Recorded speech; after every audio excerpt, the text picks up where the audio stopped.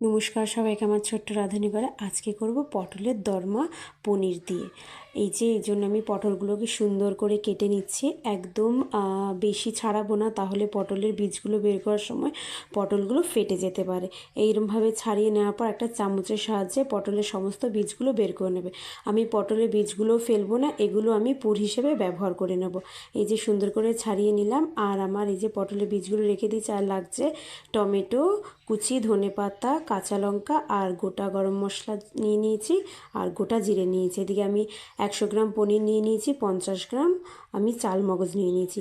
পনিরটাকে সুন্দর করে আমি হাতের সাহায্যে ম্যাশ করে নেব। এদিকে একটা কড়াই বসিয়ে দিয়ে সর্ষের তেল দিয়ে আমি পটলগুলোকে সুন্দর করে ভেজে নেব, একদম কম আছে। আর পটলগুলোকে আমি পুর দেওয়ার আগেই ভাজি, কারণ এটায় পুর দেওয়ার পর যদি পটলগুলো ভাজা হয় না, তাহলে পটল থেকে পুরগুলো বেরিয়ে যাওয়ার চান্স থাকে। সুন্দর করে আমি একদম ভেজে নিয়েছি কম আছে। ওটাকে সাইডে রেখে দিয়ে এদিকে আমি পুরটা তৈরি করব। তার জন্য ওই তেলের মধ্যেই আমি কিছুটা কালো জিরে আর পটলের বীজটা যে পেস্ট করে নিয়েছি আর আমার পনিরগুলো দিয়ে নুন, হলুদ, লঙ্কার গুঁড়ো, জিরের গুঁড়ো সব দিয়ে ভালো করে আমি পুরটাকে তৈরি করে নেব। আর এই রান্নাটা না এতটাই টেস্ট হয়, তোমরা যদি না করো কেউ কখনো বুঝবে না কতটা ভালো হয়। এদিকে আমার পুরটার মধ্যে আমি ধনেপাতাও দিয়ে দিলাম। আমার পুরটা কিন্তু প্রায় রেডি। এদিকে আমি পুরটাকে সাইড করে দিয়ে এদিকে আমি তরকারি গ্রেভির জন্য মশলাটা কষিয়ে নেব।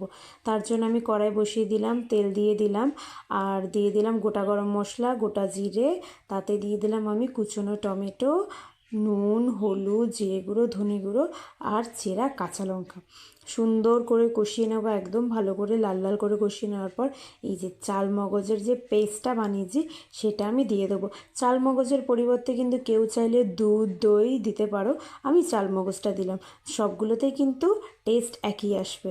এদিকে আমি কী করলাম, মশলাটা হয়ে যাওয়ার পর আমি পরিমাণ মতো জল দিয়ে দিলাম। এদিকে পটলের মধ্যে পুরগুলো আমি ভরে নেব। ওদিকে ঝোলটা ফুটতে ফুটতে সুন্দর করে ভরে নেব।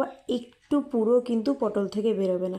ভরে নেওয়ার পর পটলের যে উপরে অংশটা ছিল ওটা দিয়ে চেপে দেবে। ব্যাস দেখো, সব কটা পটলের মধ্যে পুর ভরা হয়ে গেছে। এদিকে আমার ঝোলটাও ফুটে গেছে। খুব ভালোভাবে আমি এক এক করে পটলগুলো দিয়ে দেবো। পটলগুলো দিয়ে দেওয়ার পর তোমার 5 থেকে 10 মিনিট রেখে দিলেই কিন্তু তোমার পটলের দোরমাটা একদম পারফেক্টলি রেডি হয়ে যাবে। দেখেছো, একটা পটলের থেকেও কিন্তু একটুও পুর বেরোয়নি।